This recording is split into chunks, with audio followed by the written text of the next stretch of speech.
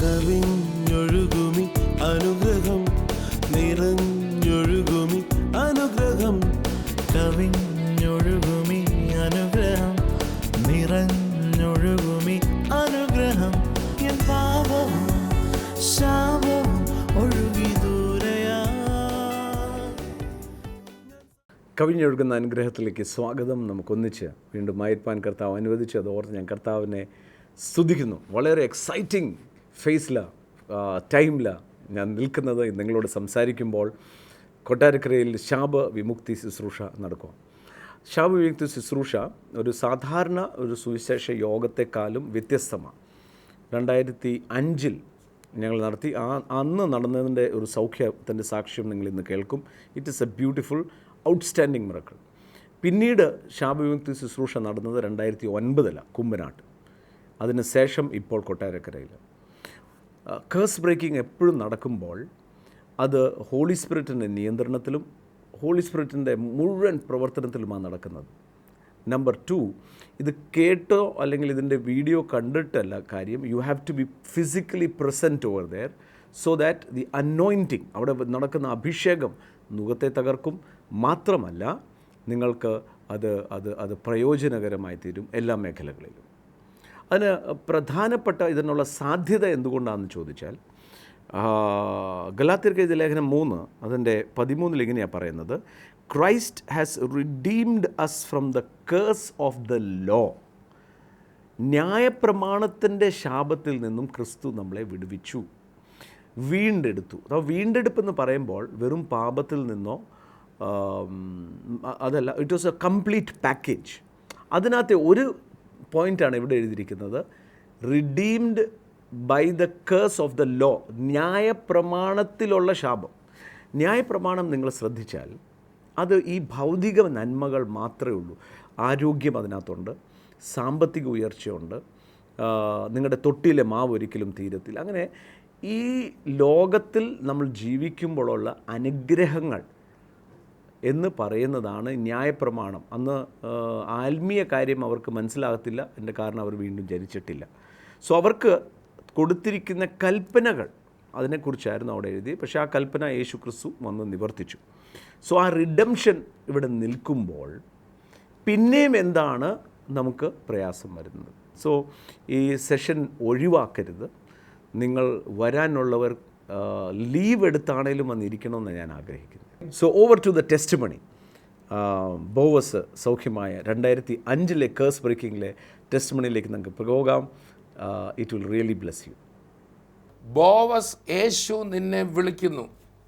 ആ വാക്ക് തങ്കു ബ്രദർ ഇന്നേക്ക് 10 വർഷം മുമ്പ് 2005 കോട്ടയം നാഗമ്പടത്ത് നടന്ന ശാപവിമുക്തി ശുശ്രൂഷയിൽ ശരീരം മുഴുവൻ ചീഞ്ഞളിഞ്ഞ ബോവസ് ഒരാൾക്കൂട്ടം കണ്ട അന്ന് നമ്മുടെ കോട്ടയത്തെ നാഗമ്പടം മുനിസിപ്പൽ മൈതാനത്തിൽ ആ ടെൻറ്റിൻ്റെ പുറകിൽ പോയി ഇത് കാണാൻ വേണ്ടി നിന്ന ആത്മഹത്യ ചെയ്യാൻ പ്ലാൻ ചെയ്ത ദിവസം.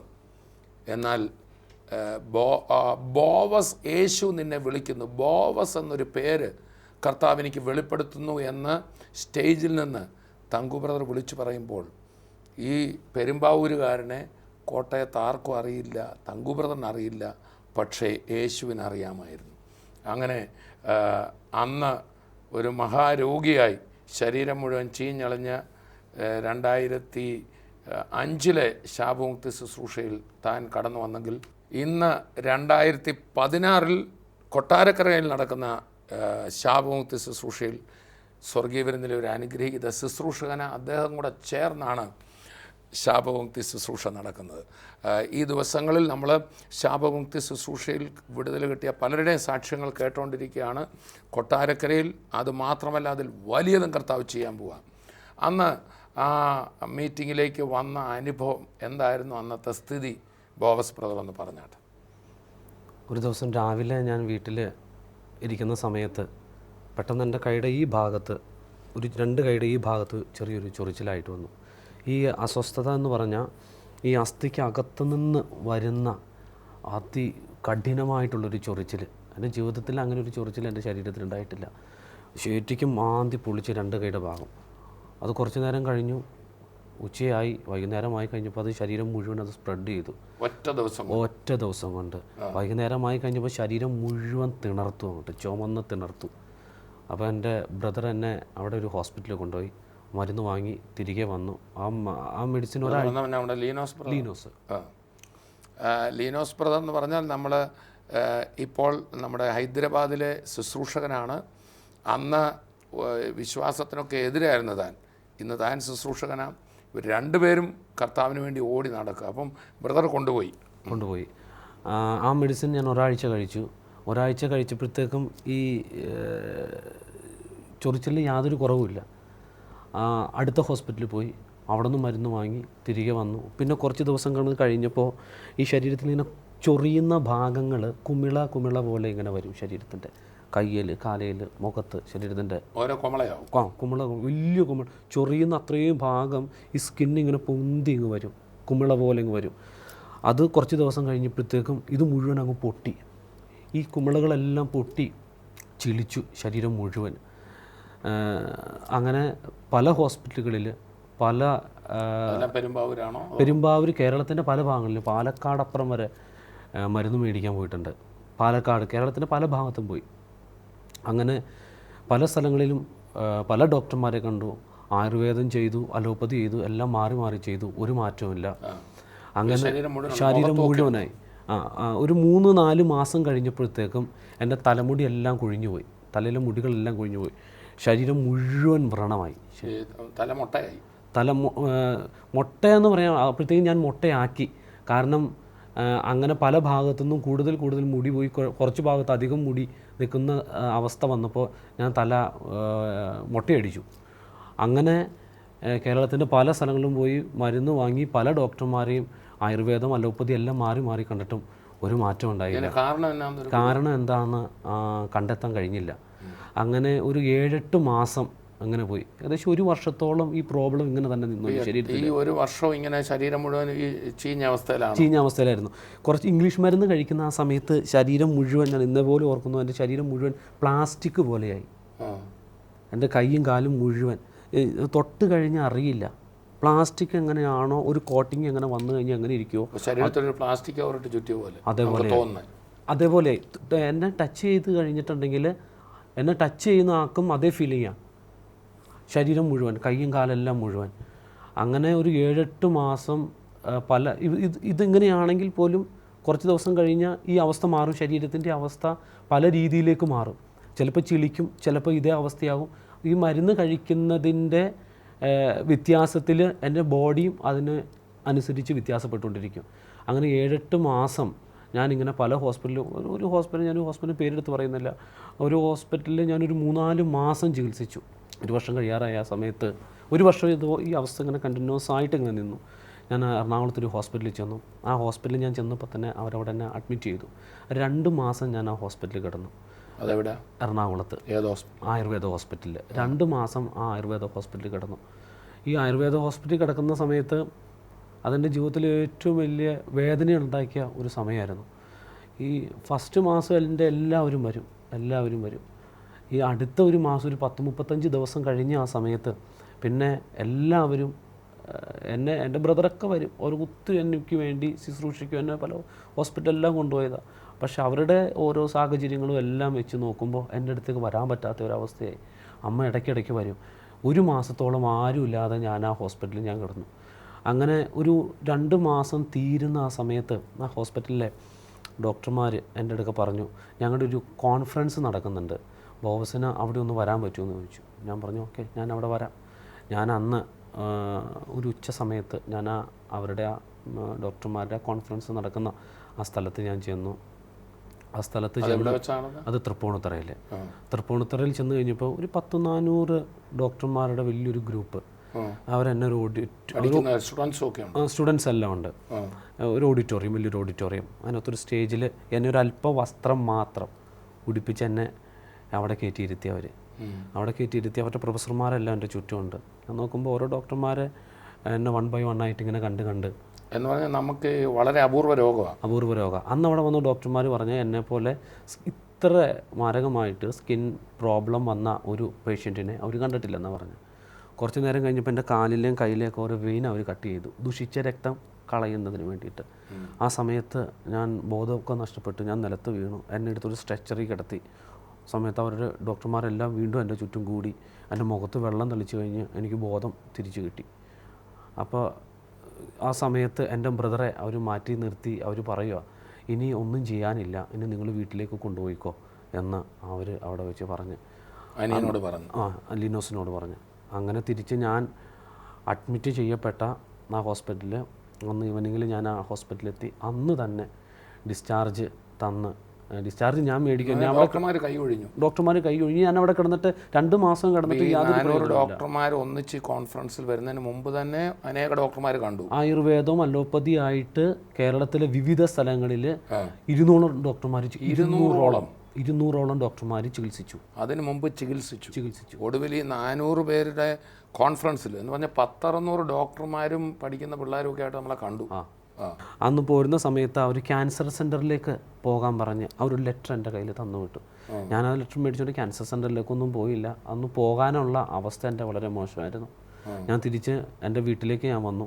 വീട്ടിൽ വന്ന് ക്യാൻസർ ആണെന്നെല്ലാം പറഞ്ഞു. ഇല്ല, ക്യാൻസർ ആണെന്ന് പറഞ്ഞില്ല. ക്യാൻസർ സെൻ്ററിലേക്ക് പോയി ചെക്ക് ചെയ്യാൻ പറഞ്ഞു. റെഫർ ചെയ്തു. അങ്ങോട്ട് ലെറ്റർ തന്നു, അങ്ങോട്ട് വിട്ടു.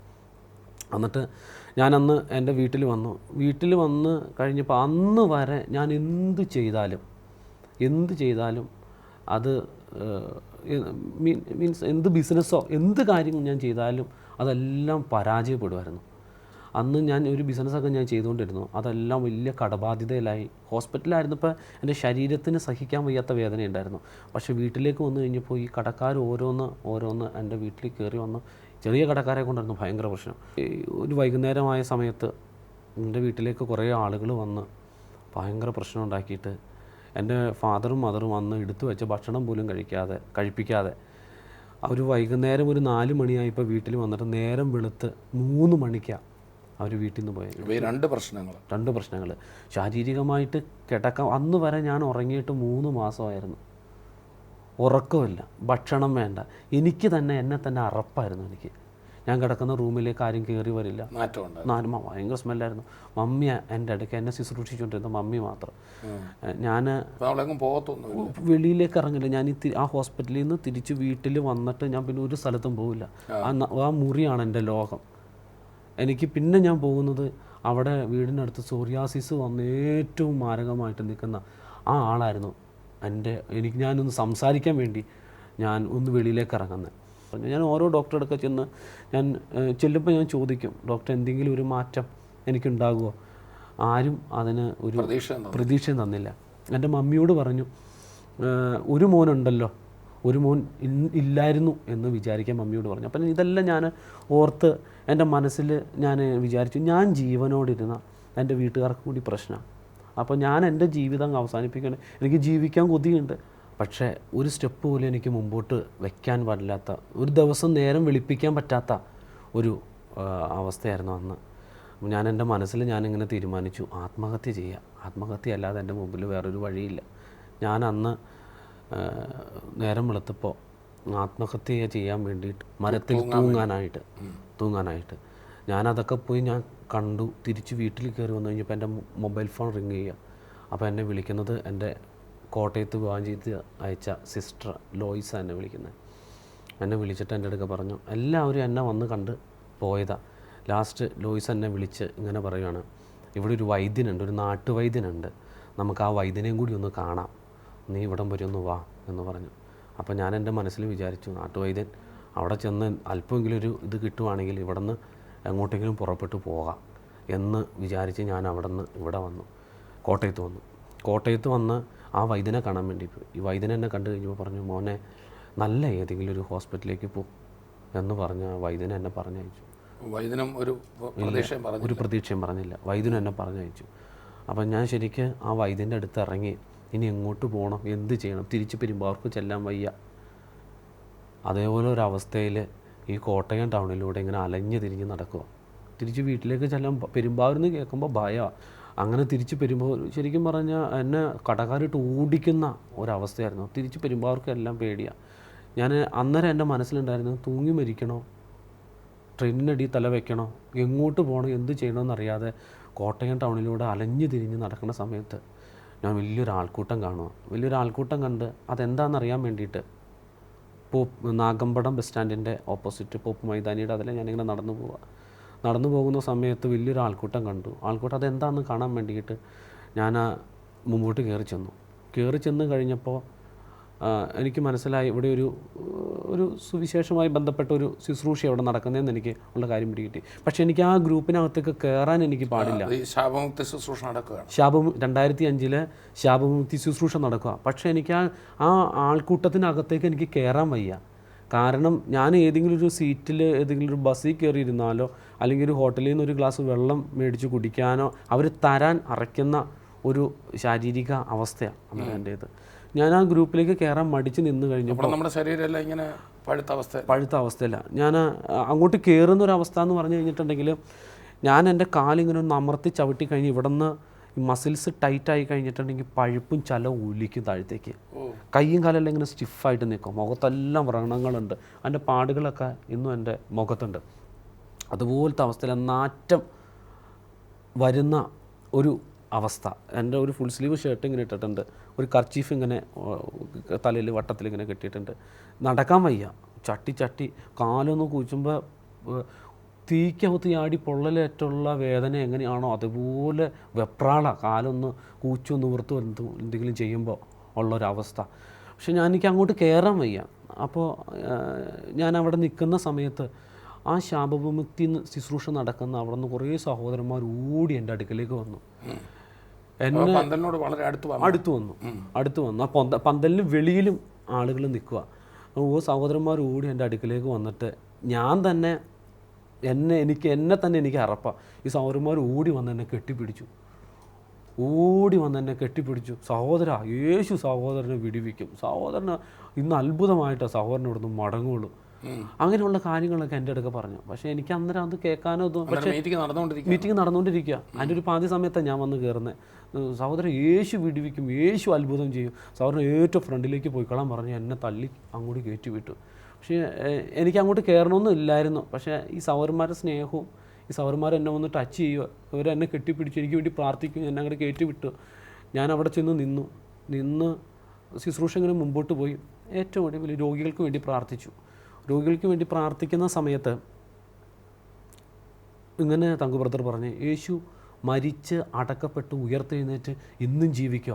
നിൻ്റെ എത്ര വലിയ പ്രശ്നമായിരുന്നാലും, നീ ഏതവസ്ഥയായിരുന്നാലും നീ യേശുവേന്നൊന്ന് വിളിച്ചാൽ മതി. നിൻ്റെ ഹൃദയത്തിലേക്ക് യേശുവിനെ ഒന്ന് വിളിച്ചാൽ നിൻ്റെ ജീവിതം ഒരു അത്ഭുതമായിട്ട് മാറും. നീ എവിടെ പരാജയപ്പെട്ടോ, എവിടെ തകർന്നോ അവിടെ നീ ഒരു അത്ഭുതമായിട്ട് മാറും എന്ന് തങ്കു ബ്രദർ പറഞ്ഞു. യേശു മരിച്ചടക്കപ്പെട്ട് ഉയർത്തെഴുന്നേറ്റു എന്ന് ഇന്ന് യേശു കർത്താവ് തെളിയിക്കും എന്ന് തങ്കു ബ്രദർ അന്ന് അവിടെ വെച്ച് വിളിച്ചുകൊണ്ട് രോഗികളെല്ലാം ചാടി എഴുന്നേറ്റ് അവർക്ക് വേണ്ടി പ്രാർത്ഥിച്ചു. അവിടെ പ്രാർത്ഥിച്ച എല്ലാവരും സൗഖ്യമായി. ഒത്തിരി സാക്ഷ്യങ്ങൾ അവിടെ എടുത്തു. സൗഖ്യമായിട്ട് മുമ്പോട്ട് വന്ന് സാക്ഷ്യങ്ങൾ എടുക്കുക. അപ്പം ഞാൻ എൻ്റെ കയ്യിലേക്കും കാലിലേക്കും നോക്കുന്ന സമയത്ത് വീണ്ടും എൻ്റെ കൈയും കാലും ഒരു മാറ്റമില്ല, അതുപോലെ തന്നെ പഴുപ്പൊലിച്ച് ഞാൻ നിൽക്കുന്നത് 4 കാലിലാണ്. എല്ലാവരും എഴുന്നേറ്റ് പറയുമ്പോൾ ഞാനും എഴുന്നേറ്റ് നിന്നു. ആ ചെയറിൽ എൻ്റെ 2 കൈയും ചേർത്ത് പിടിച്ച് ഒരു കാല് ഞാനൊരു ചെയറിൽ കയറ്റി വയ്ക്കും. 2 സെക്കൻഡ് കഴിയുമ്പോൾ ആ കാലെടുത്ത് മാറ്റി അടുത്ത്, അതുപോലെ 4 കാലിൽ നിൽക്കുന്ന ഒരു രീതിയിലാണ് ഞാൻ അവിടെ നിൽക്കുന്നത്. എനിക്ക് മാത്രം ഒരു മാറ്റമില്ല. അപ്പോൾ എൻ്റെ മനസ്സിൽ ഭയങ്കര ഒരു വേദന എൻ്റെ ഉള്ളിൽ. കാരണം എൻ്റെ ഒരു ജന്മം, ഒരു ലോകത്തിലൊരു മനുഷ്യൻ ഇനി എനിക്കില്ല, എന്നെ ആശ്വസിപ്പിക്കാനോ. എല്ലാവരും ഉണ്ട്, പക്ഷേ ഞാൻ ഒറ്റപ്പെട്ടൊരവസ്ഥയിലാണ്. ദൈവത്തിന് പോലും എന്നെ വേണ്ടല്ലോ എന്ന് എൻ്റെ മനസ്സിൽ ഞാനിങ്ങനെ വിചാരിക്കുന്ന, അങ്ങനെ ചിന്തിക്കുന്ന ആ നിമിഷം തന്നെ തങ്കു ബ്രദർ 3 പേര് സ്റ്റേജിൽ നിന്ന് വിളിച്ചു പറഞ്ഞു. 3 പേരുകൾ സ്റ്റേജിൽ നിന്ന് വിളിച്ചു പറഞ്ഞു. അത് ഏറ്റവും ഒടുവിൽ പറഞ്ഞ പേര് ബോവസ് എന്ന. ഇങ്ങനെ പറഞ്ഞു, ബോവസ് എന്നൊരു വ്യക്തിയെ, നിൻ്റെ അവസ്ഥ ഇന്നും ഞാൻ അതേ വേർഡ് ഞാൻ ഓർക്കുക. ബോവസ് എന്ന വ്യക്തിയെ നിൻ്റെ അവസ്ഥ യേശു മാറ്റുക, നിന്നെ യേശു തൊടുക. ഞാൻ അന്ന് വരെ കാണാത്തൊരു ഗ്രൂപ്പ്, അന്ന് വരെ കാണാത്തൊരു വ്യക്തി. ഞാൻ ഈ പറയുന്നത് കേട്ട എന്താണെന്ന് ഞാൻ പെട്ടെന്ന് തങ്കു ബ്രദർ ആണോ ഏത് ബ്രദറാണെന്നൊന്നും എനിക്കറിയില്ല, കേട്ടിട്ടില്ല. TV പ്രോഗ്രാം പോലും ഞാൻ കണ്ടിട്ടില്ല. അപ്പോൾ തങ്കു ബ്രദർ ഈ പേര് വിളിച്ചു പറഞ്ഞപ്പോൾ ഞാൻ ശരിക്കും പറഞ്ഞ വാസ്തവത്തിൽ ഞാൻ ഞെട്ടിപ്പോയി. എന്താ ഈ കേൾക്കുന്ന ഒരു ആയിരക്കണക്കിന് ആളുകളുണ്ട്. ഞാൻ ഈ പേര് കേട്ടപ്പോൾ തന്നെ ഞാൻ ഞെട്ടിപ്പോയി. എന്താ ഈ കേൾക്കുന്നത്, ഞാൻ ആദ്യമായിട്ട് കാണുന്നൊരു ഗ്രൂപ്പ്. പക്ഷെ ഒന്നും ഞാൻ ചിന്തിച്ചില്ല. ഞാൻ 2 കൈ ഉയർത്തി യേശുവേ എന്നുള്ള വിളി എൻ്റെ അകത്തുനിന്ന് ഞാൻ യേശുവേന്ന് ഞാൻ വിളിച്ചു പോയി. യേശുവേന്ന് ഞാൻ വിളിച്ചു പോയി.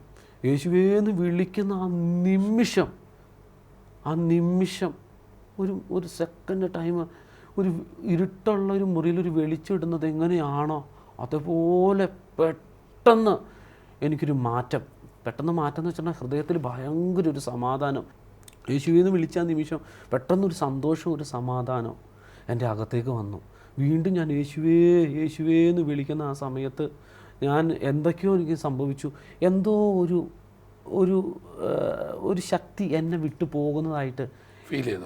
എന്തോ ഒരു കറുത്ത രൂപം എന്നെ വിട്ടു പോകുന്നതായിട്ട് അവിടെ വെച്ച് എനിക്ക് ഫീൽ ചെയ്തു. പക്ഷേ വാസ്തവത്തിൽ ഇതൊരു പൈശാചിക ബന്ധനമായിരുന്നു. പക്ഷേ യേശുവേന്ന് വിളിച്ച ആ നാമത്തിൻ്റെ പവർ, ആ ശക്തി എൻ്റെ ശരീരത്തിൽ ഞാൻ തിരിച്ചറിഞ്ഞു. പെട്ടെന്ന് എനിക്ക് താങ്ങാനാവാത്ത ഒരു ശക്തി എന്നിലേക്ക് വന്നിട്ട് ഞാൻ വീണ്ടും യേശുവേന്ന് വിളിച്ചു. പക്ഷെ പെട്ടെന്ന് ഒരു അമ്മയുടെ ഒരു മാറിലൊരു കുഞ്ഞ് കിടന്നുറങ്ങുമ്പോൾ അനുഭവിക്കുന്ന ഒരു സ്വസ്ഥത എന്താണോ, അന്ന് വരെ സമാധാനം നഷ്ടപ്പെട്ട്, സന്തോഷം നഷ്ടപ്പെട്ട്, വേദന കൊണ്ട് ശരീരവും മനസ്സും നുറുങ്ങിയ ഞാൻ ഒരമ്മയുടെ മാറിൽ കിടന്നൊരു കുഞ്ഞ് സ്വസ്ഥമായിട്ട് കിടന്നുറങ്ങുന്ന പോലെ കുറച്ച് നിമിഷങ്ങൾ ഞാൻ ആ യേശുവിന്ന് വിളിച്ച നിമിഷം ഞാനിങ്ങനെ സ്വസ്ഥത ഞാൻ അനുഭവിച്ചു. ഞാൻ അവിടെ വെച്ച് ഞാൻ ശരീരത്തിൽ പ്രകടമായിട്ടുള്ളൊരു മാറ്റമൊന്നും കണ്ടില്ല. ഞാൻ അവിടെ നിന്ന് ഇറങ്ങി ഞാൻ എൻ്റെ വീട്ടിലേക്ക് പോയി. വീട്ടിലേക്ക് ചെന്ന് ഇങ്ങോട്ട് വന്ന ആളല്ല തിരിച്ച് അങ്ങോട്ട് ചെന്നത്. ഭയങ്കര സന്തോഷം. ശരീരത്തിന് ഇങ്ങനെ എല്ലാ പ്രോബ്ലം ഇങ്ങനെ അതുപോലെ തന്നെ നിൽക്കുക. പക്ഷെ അകത്ത് ഭയങ്കര ഒരു സന്തോഷവും അകത്ത് ഭയങ്കര ഒരു സമാധാനം. ആത്മഹത്യ ചെയ്യണ്ട, അതുവരെ ആത്മഹത്യ എന്ന് തന്നെ എൻ്റെ അകത്ത് ഇങ്ങനെ ആരോ പറഞ്ഞുകൊണ്ടിരിക്കുന്നത് പോലെയാണ് എനിക്ക് ഫീൽ ചെയ്തുകൊണ്ടിരുന്നത്.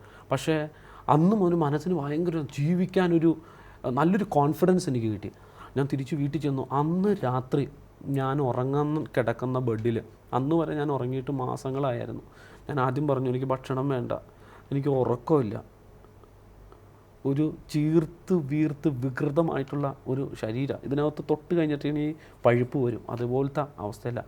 ഞാൻ അന്ന് തിരിച്ചും ഞാൻ വീട്ടിൽ ചെല്ലുന്ന എൻ്റെ ബെഡിൽ ഞാൻ ബെഡിൽ കയറി കിടക്കാൻ ഞാൻ തുടങ്ങി കഴിഞ്ഞപ്പോഴത്തേക്കും അന്ന് ഇവിടെ നിന്ന് കേട്ട അതേ കാര്യം ഞാൻ എൻ്റെ വായ് കൊണ്ട് ഞാൻ വീണ്ടും പറയാൻ തുടങ്ങി.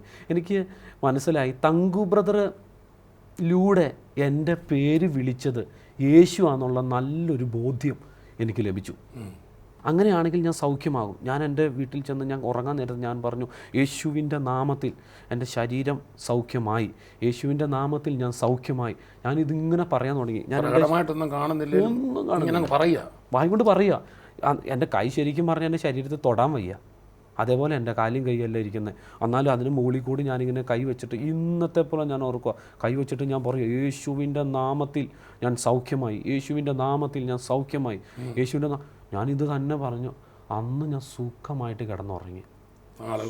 നാളുകൾക്ക് ശേഷം സ്വസ്ഥമായിട്ട് കിടന്നുറങ്ങി. നേരം വെളുത്ത് എഴുന്നേറ്റ് കഴിഞ്ഞപ്പോൾ ചീർത്തിരുന്ന എൻ്റെ ശരീരം പെട്ടെന്ന് അങ്ങ് ചുങ്ങി. അതാണ് ആദ്യം ഉണ്ടായത്. മൊത്തം ചീർത്തിരിക്കും. കാലിനൊക്കെ നല്ല വണ്ണമായി. വീർത്തിരുന്ന കാലും കൈയും എല്ലാം നീരെല്ലാം പെട്ടെന്ന് അങ്ങ് പറ്റി. ആദ്യം ഉണ്ടായ മാറ്റം എൻ്റെ മനസ്സിൽ ആദ്യം ഉണ്ടായ മാറ്റം. രണ്ടാമത് വീട്ടിൽ ചെന്നു, ഇത് സംഭവിച്ചു. നേരം വെളുത്ത് കഴിഞ്ഞപ്പോൾ ഈ പ്രകടമായിട്ടുള്ളൊരു മാറ്റം ശരീരത്തിൽ, ഈ നീരെല്ലാം അങ്ങ് ശരീരത്തിൽ അങ്ങ് ചുങ്ങി വറ്റിപ്പോയി. ഒരു ദിവസം കഴിഞ്ഞു, അന്ന് രാത്രി, പിന്നെ ഓരോ ദിവസങ്ങൾ കഴിയുന്തോറും ഈ വ്രണങ്ങളെല്ലാം പതുക്കെ കരിയാൻ തുടങ്ങി. ഓരോ ദിവസം ചെല്ലുന്തോറും വ്രണങ്ങൾ കരിയുന്നത് അതിൻ്റെ ഏറിയ അങ്ങനെ കൂടി വന്ന് ഒരു 10-20 ദിവസം കൊണ്ട് പൂർണ്ണമായിട്ട്, ഒരു 20 ദിവസം കഴിഞ്ഞപ്പോഴത്തേക്കും ഈ കയ്യിൽ നിന്നൊക്കെ ഇങ്ങനെ പൊടി പോലെ ഇങ്ങനെ പൊടിഞ്ഞു പോവുക. അങ്ങനെ ഒരു 10-20 ദിവസം കൊണ്ട് പൂർണ്ണമായിട്ട് സൗഖ്യമായി. പിന്നെ എനിക്ക് ചൊറിച്ചിലുണ്ടായിട്ടില്ല, പൂർണ്ണമായിട്ട് സൗഖ്യമായി. 1 മാസം കഴിഞ്ഞു, 2 തലയിൽ മുടി വന്നു.